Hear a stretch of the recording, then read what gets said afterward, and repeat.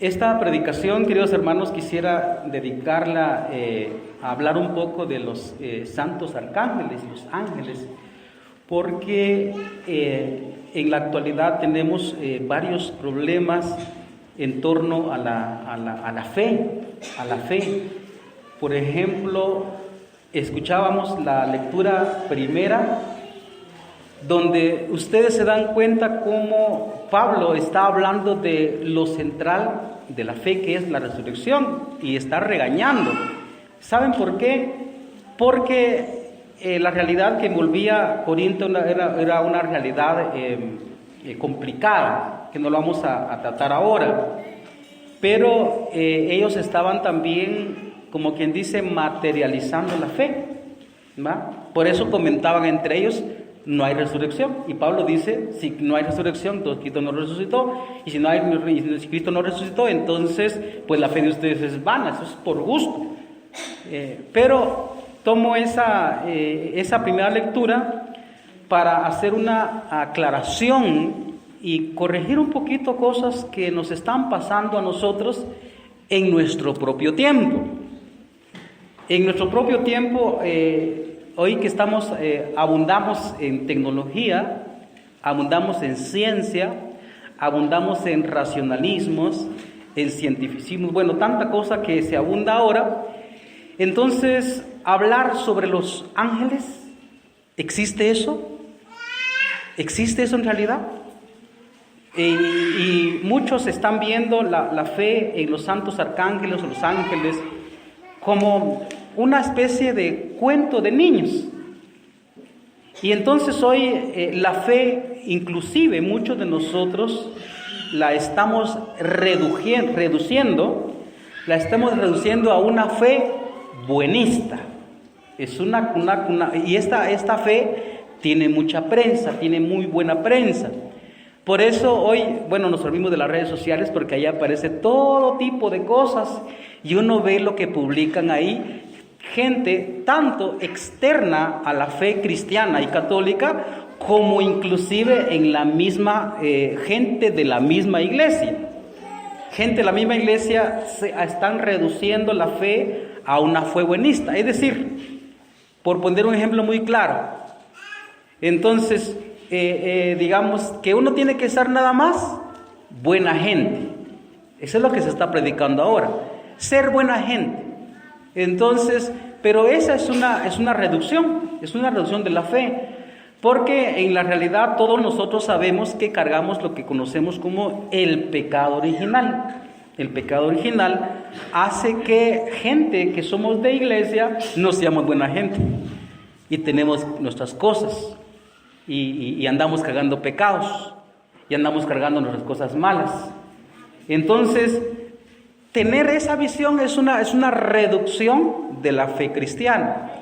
Pero quiero utilizar esta primera lectura para también aclarar la fe en el mundo angélico, en el mundo espiritual.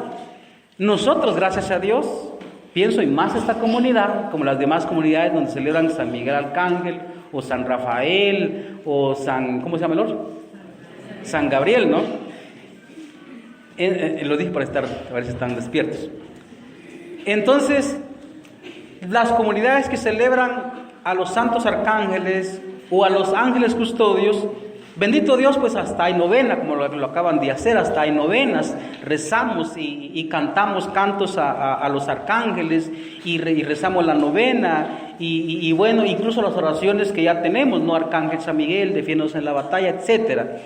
Tenemos todas esas realidades, pero aquí voy a hacer una pregunta un poquito profunda para usted. ¿Usted realmente cree en que estos seres existen? ¿Tenemos nosotros, voy a hacer de otra manera la pregunta, ¿tenemos nosotros limpios los ojos para poder experimentar la presencia de ellos? No lo sé, no necesita contestarme. ¿Usted ha tenido experiencia de los santos arcángeles y de los ángeles? ¿Usted tiene esa experiencia?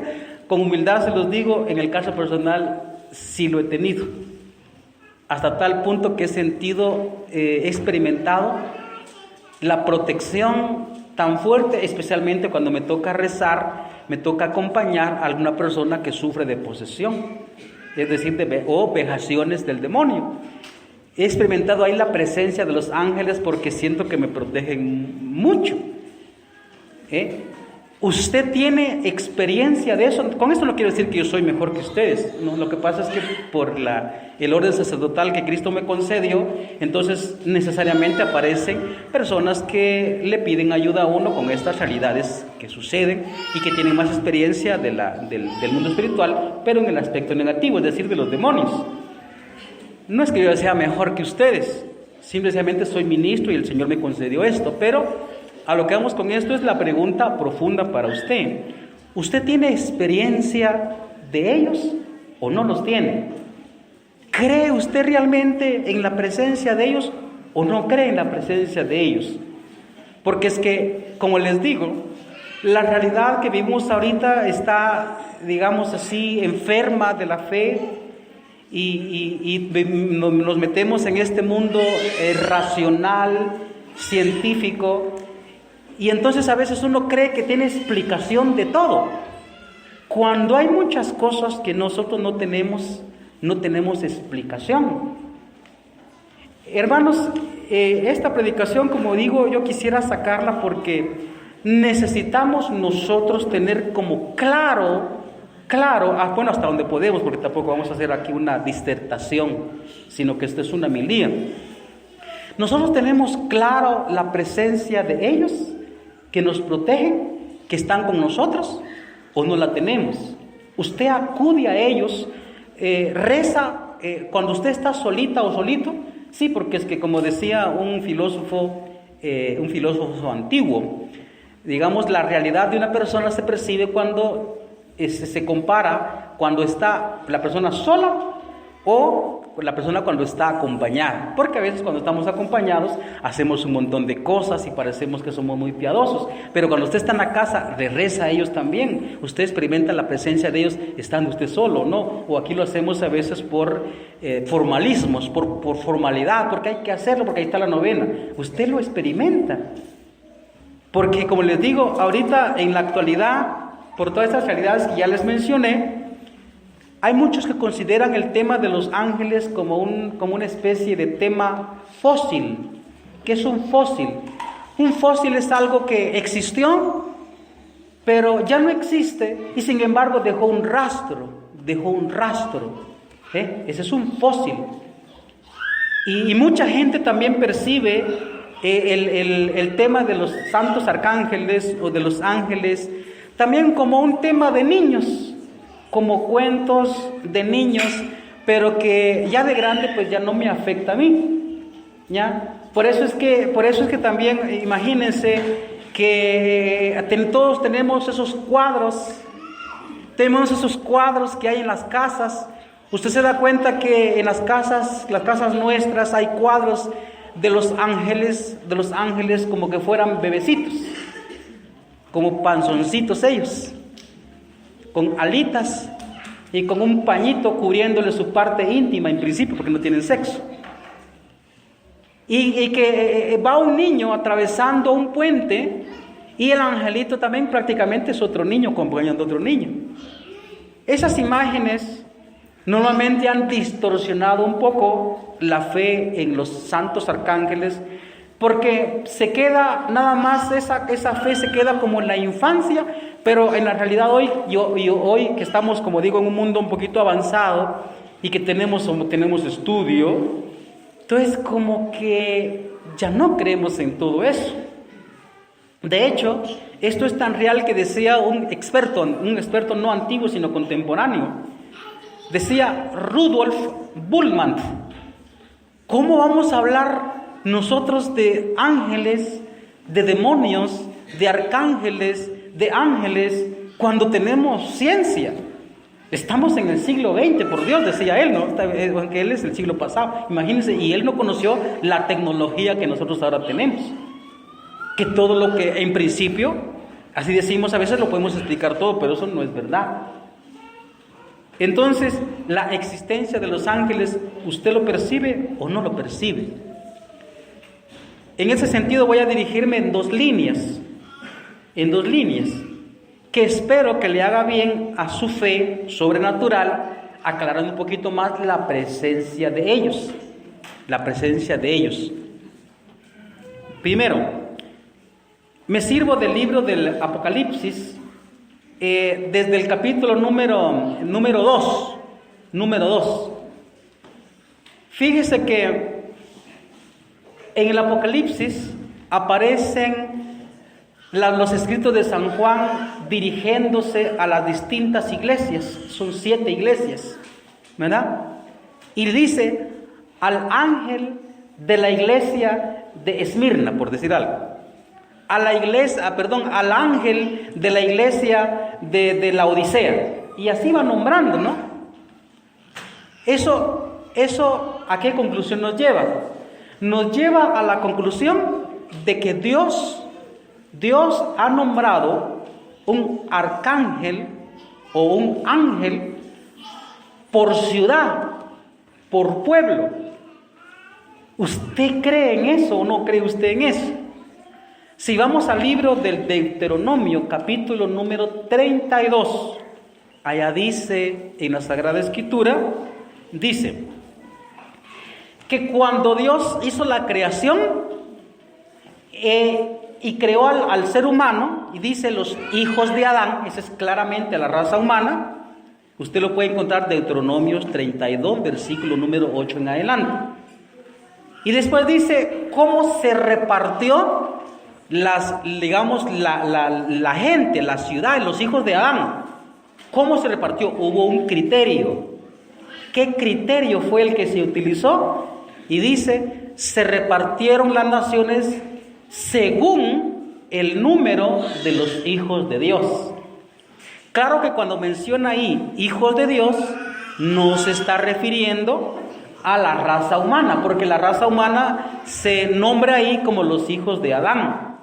Pero las naciones fueron repartidas de acuerdo a un criterio. ¿Cuál criterio dijimos? Según el número de los hijos de Dios. ¿Cuál criterio? Según el número de los hijos de Dios. Esos hijos de Dios están ahí representando a los ángeles, lo mismo que aparece en el libro del Apocalipsis. Al ángel de la iglesia de Esmirna, al ángel de la iglesia de la Teodicea. O sea que nosotros tenemos la presencia maravillosa, no porque usted tenga de patrono a San Miguel Arcángel, sino porque así quiso Dios cuidar a sus hijos, es decir, nosotros. ¿Quiénes son los hijos de Dios? ¿Quiénes? Nosotros. Así quiso Dios cuidar a sus hijos, nombrando un ángel o un arcángel en las naciones. Así como que estamos en un pueblo, Chearmira. Está también el otro dichoso allá, pues San Miguel, Chotalún. San Miguel, La Libertad. Tenemos la dicha de esa manera. Pero aunque usted no tuviera como patrono a ninguno de los santos arcángeles, Miguel, Gabriel o Rafael, sin embargo Dios ha nombrado un ángel para cuidarlo a usted en este pueblo. Pienso que Dios se merece un aplauso, ¿no es cierto?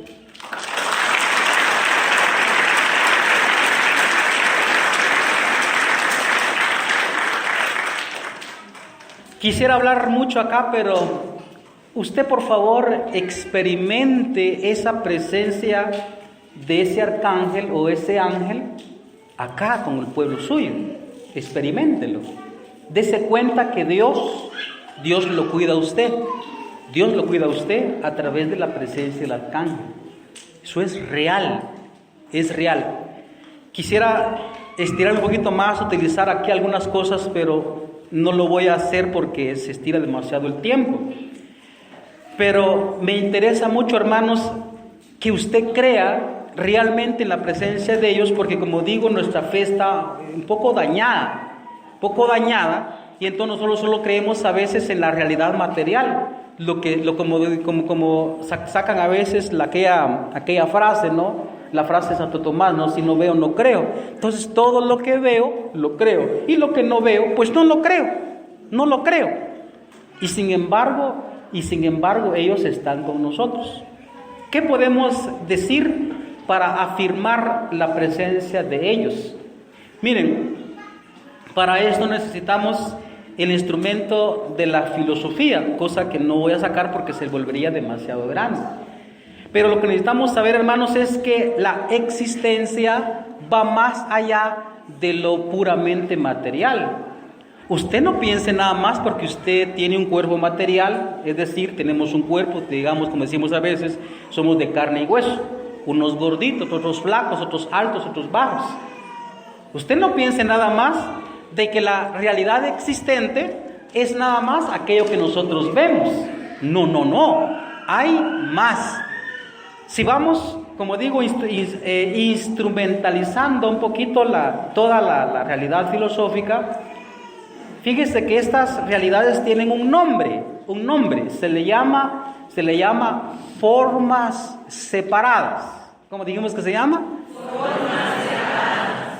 Porque hay, por decirlo de esa manera, lo voy a decir de esa manera, hay cuerpos existentes que no necesariamente son materiales.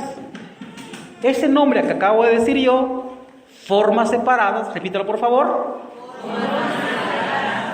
Por supuesto que esas no tienen cuerpo, no tienen cuerpo. Ese es un nombre racional para dirigirse a las realidades que carecen de cuerpo, porque hay realidades que carecen de cuerpo. Ahora, lo que pasa es que como nosotros somos creyentes, hombres y mujeres creyentes, el nombre que se le da es un nombre religioso. Nosotros le llamamos ángeles o arcángeles.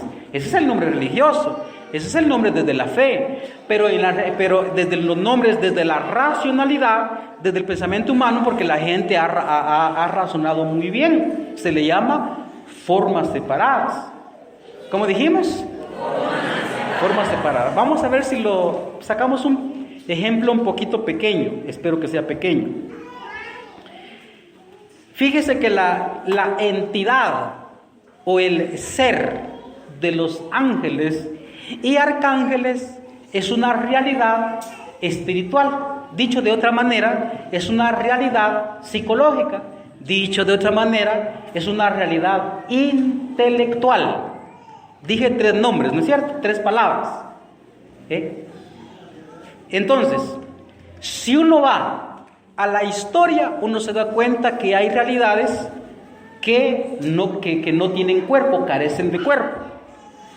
Voy a utilizar un ejemplo, y eso es lo que aquí lo voy a utilizar en el aspecto negativo, porque parece que es lo que tenemos como más experiencia.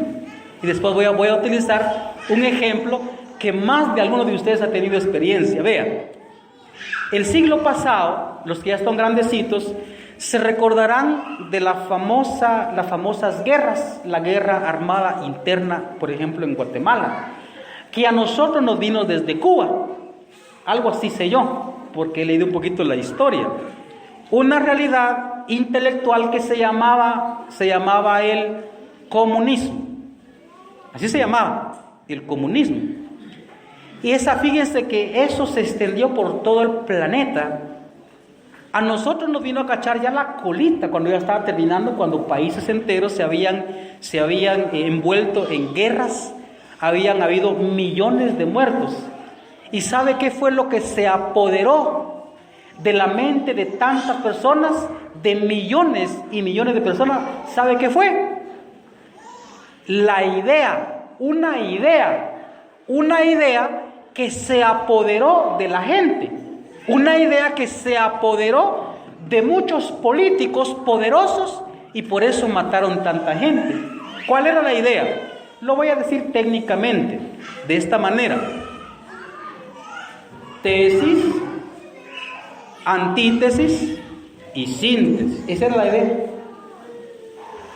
Los pobres tenemos que ir contra los ricos que se han apoderado de la riqueza nuestra para hacer una sociedad sin clases. Esa era la idea. Tesis, antítesis y síntesis. Y parecía maravilloso. Y sin embargo, a lo largo y ancho del planeta reinó la muerte en ese tiempo. ¿Qué significa eso? Que se apoderó un demonio de las cabezas de mucha gente. Una idea, esa es una realidad intelectual que a veces uno puede decir, son mis neuronas, es mi pensamiento. No, no es así. Y eso se materializó en muertes horrendas a lo largo y ancho del planeta por 2 guerras mundiales, aunque todavía siguen habiendo, como ha nombrado el Papa Francisco, en este tiempo estamos viviendo la Tercera Guerra Mundial a pedazos. Ahora voy a utilizar un ejemplo un poco raro para que usted se dé cuenta la existencia de estos seres que andan entre nosotros y que tal vez no nos damos cuenta.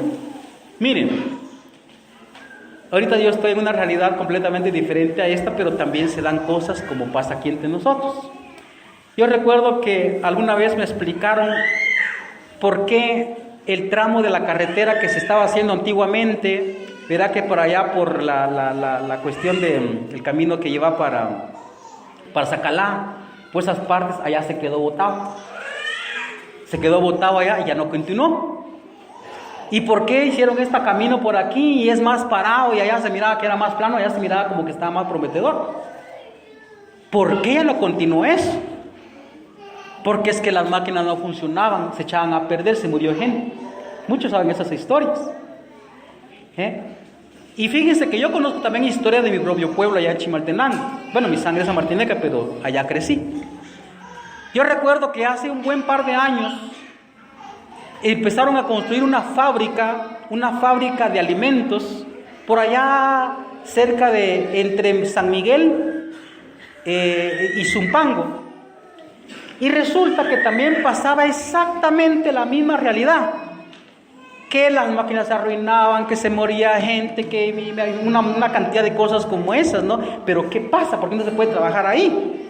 Y aparecieron pues los comentarios, como aparecieron aquí, aparecieron allá, y como también hace poco apareció también en la parte de Sololá.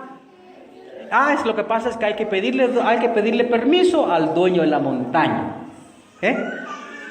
¿Ustedes han escuchado eso, sí o no? El dueño de la montaña. Pues aquí no sé qué fue lo que hicieron al fin y al cabo, pero parece que no prosperó ese camino. Allá donde yo les estoy platicando, que es donde conozco, yo sí sé que ahí lo que encontraron fue supuestamente una culebra así grande, una de esas culebras gigantescas, ¿no? Y le echaron un picope hasta entonces. Pero y allá en Sololá no sé qué fue lo que pasó, pero también había ese tipo de comentarios, como aparece en todas partes. Y muchos aquí, ¿qué es lo que hacen? Especialmente, me perdona lo que voy a decir, si alguno tiene esa fe, no está correcta. Ahí aparece a veces infiltrados, sacerdotes mayas, en donde dicen, no, hay que hacerle un sacrificio al dueño de la montaña. Y es ahí donde meten sacrificios de gallos, ¿no? Pollos muertos, gallos negros, no sé qué. ¿Y sabe quién es el dueño de la montaña? ¿Quién está apoderando ahí? El demonio. Son demonios. Ahorita que estoy yo allá en el Petén, cuando me han comentado que hace tantos años la recta que va desde Izabal hasta el centro del Petén, que también ahí había un tramo en que no se podía trabajar, que las máquinas se jodían, metían otras, se volvían a joder, metían otras, se volvían a joder, y que se moría gente y no sé qué, y aparecieron ahí, hubieron una especie de apariciones ahí. ¿De dónde sale ese poder? Porque ese poder es real. ¿De dónde sale ese poder? ¿Por qué la gente se muere? ¿Por qué las máquinas no funcionan? Ese poder es real. Y ahí, como estamos estando en ese sector ahí, pues sí, pues parece que apareció alguien ahí que se hizo un sacrificio, no sé cuánto, porque es lo que decían los sacerdotes mayas, que en lugar de sacrificar gente, mejor sacrifiquemos animales. Son los demonios que piden sacrificios. Pero ahí se manifiesta un poder. Ahí se manifiesta un poder negativo, pero es una realidad espiritual. ¿Por qué tanta gente, y espero que usted nunca haya ido allá, por qué tanta gente acude en nuestro caso a San Andrés Itzapa, allá, no digo a la parroquia, sino a Mashimón? ¿Por qué tanta gente acude allá y hay curaciones? La gente a veces se cura. ¿De dónde sale ese poder? Que me explique alguien de dónde sale. Eso que estoy contando, lo estoy sacando también de la Sagrada Escritura, solo que con ejemplos de nosotros.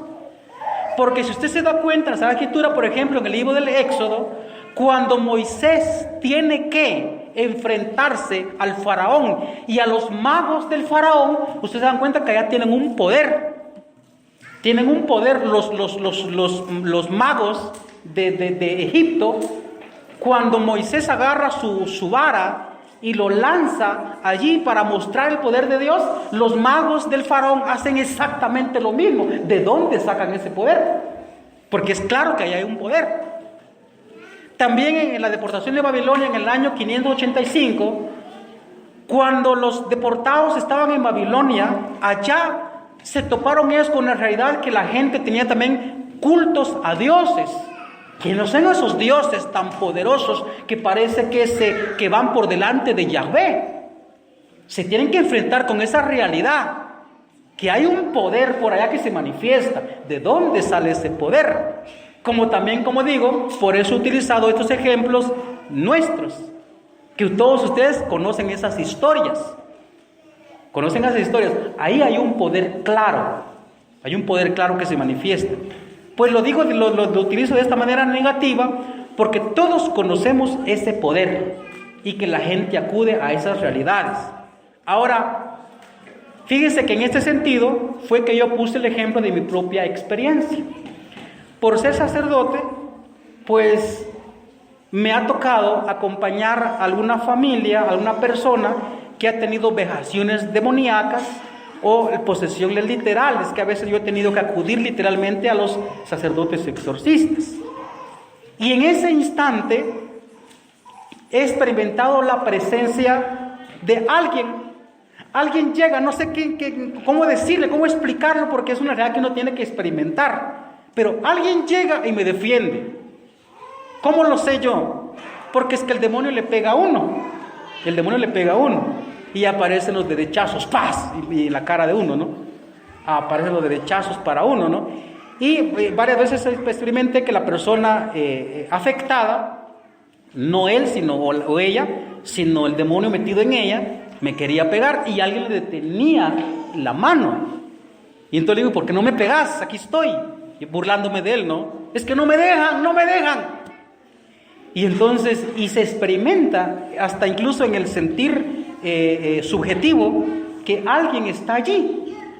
O es la Virgen, o es el Arcángel San Miguel, o es algún arcángel, pues no sé, porque de esto nos falta mucha experiencia.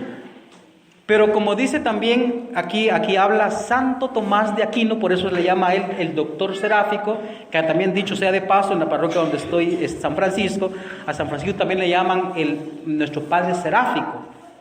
¿Qué experiencias habrán tenido ellos para aclarar, para decir un poco más claro ese mundo angélico al que nosotros también estamos llamados a ver?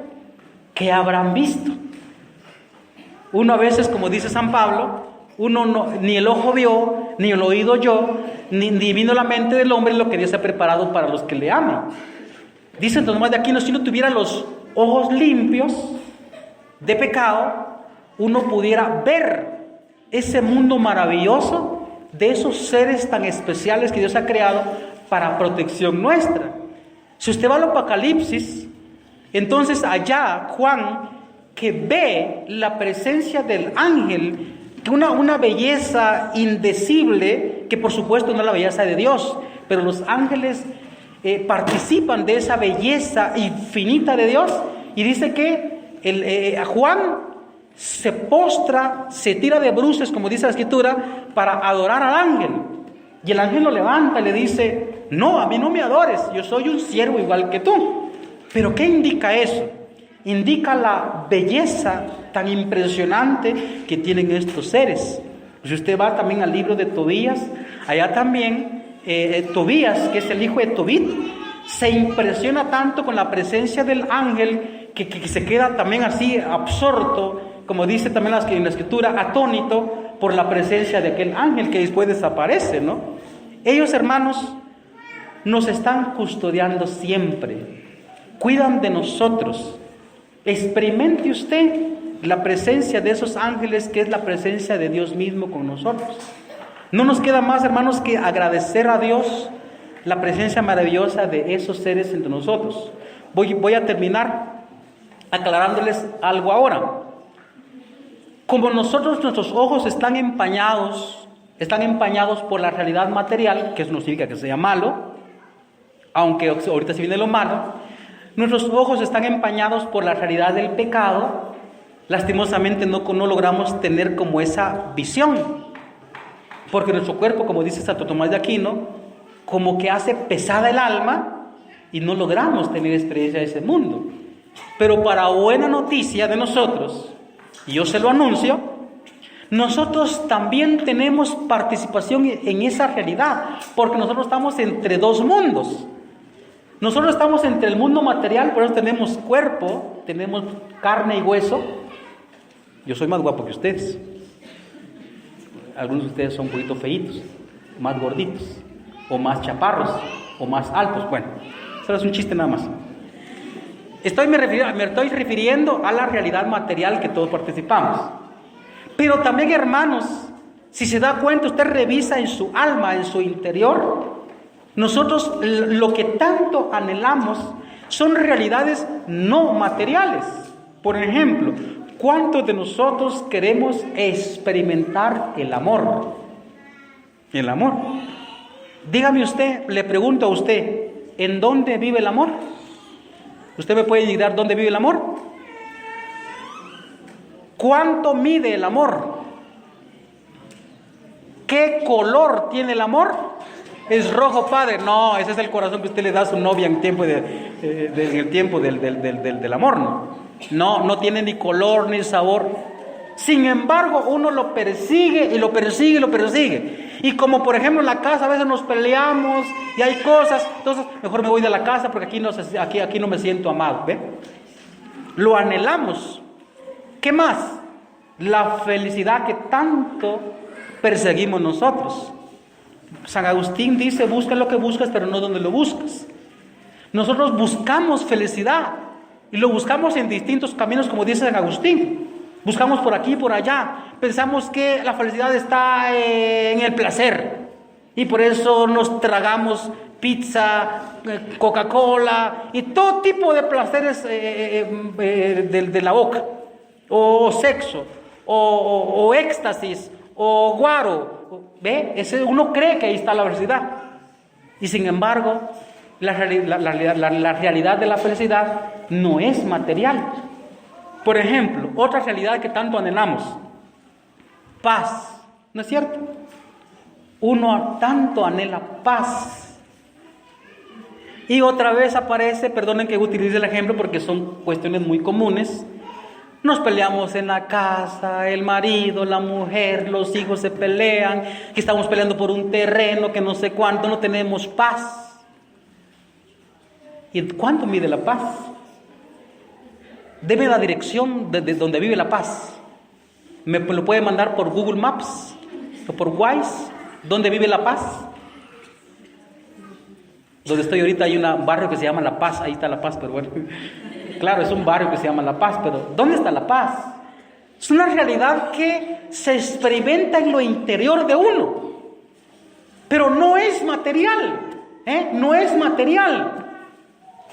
Nosotros tenemos acceso a ese mundo por esas realidades que perseguimos y que tristemente la confundimos, porque por ejemplo, como les digo, para buscar felicidad, nosotros confundimos la comodidad y el placer con la felicidad. Eso no es felicidad, eso es placer, eso es comodidad. La felicidad en sí misma no aparece. Son realidades que nosotros tanto anhelamos y por esa realidad uno tiene acceso a ese mundo espiritual al que estamos llamados. Eso es maravilloso, eso es impresionante. Uno quisiera experimentar eso, y a esa realidad nosotros vamos. Termino ahorita, si ya termino, recordando otra vez lo que decía en la primera lectura. Precisamente por eso nosotros no podemos quedarnos en una religión o en una fe puramente buenista, ser buena gente, sino que nuestra fe va más allá de la realidad espiritual a la resurrección. Hasta entonces, como dice San Juan, veremos a Dios tal cual es. Allá lo veremos. No reduzcamos nuestra fe a lo puramente material, a pedir salud, a pedir bienestar, a pedir comodidad. No, esas realidades no digo que son malas, son buenas, pero no nos quedemos en eso, sino caminemos más allá. Por último, vamos a darle un aplauso a Jesucristo que nos protege con sus alcances.